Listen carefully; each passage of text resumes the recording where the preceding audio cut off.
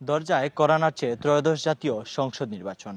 এই নির্বাচনকে ঘিরে মৌলভীবাজার ৩ আসনের ভোটারদের মধ্যেও বিরাজ করছে উৎসবমুখর পরিবেশ। আগামী নেতৃত্ব সম্পর্কে তাদেরও রয়েছে স্পষ্ট ধারণা।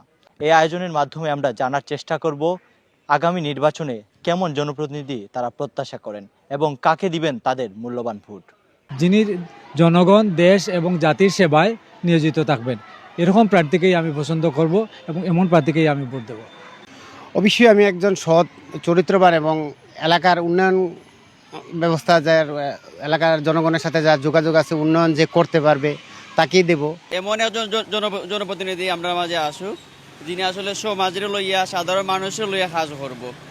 আমরা ভোট দিব যায় ভালো কাজ করিবে, এলাকার ভালো লোক উন্নয়ন করিবে, আমরা তাকেই ভোট দিব।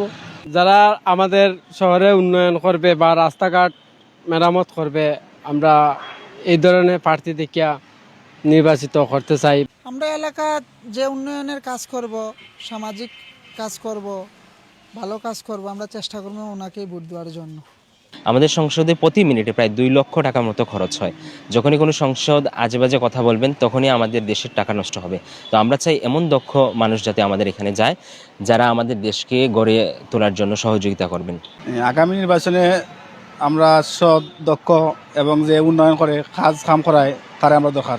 এমন একজন নির্বাচিত হোক যাদের সমাজের আমূল পরিবর্তন, অর্থাৎ যারা নিরীহ, যাদের জন্য রাজনীতি করছে, তাদের ভাগ্যের আমূল পরিবর্তন হবে এবং গণতন্ত্রের বিকাশ হবে।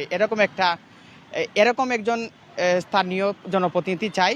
আমরা কথা বলেছিলাম মৌলভীবাজার 3 আসনের ভোটারদের সাথে। তারা আমাদেরকে যেমনটি জানিয়েছেন, আগামী ত্রয়োদশ জাতীয় সংসদ নির্বাচনে একজন সৎ, দক্ষ, দেশপ্রেমিক প্রার্থীকেই তারা ভোটের মাধ্যমে নির্বাচিত করবেন এবং তাকেই বানাবেন আগামীর জনপ্রতিনিধি। রকিবুল ইসলাম রকি, মৌলভীবাজার টিভি।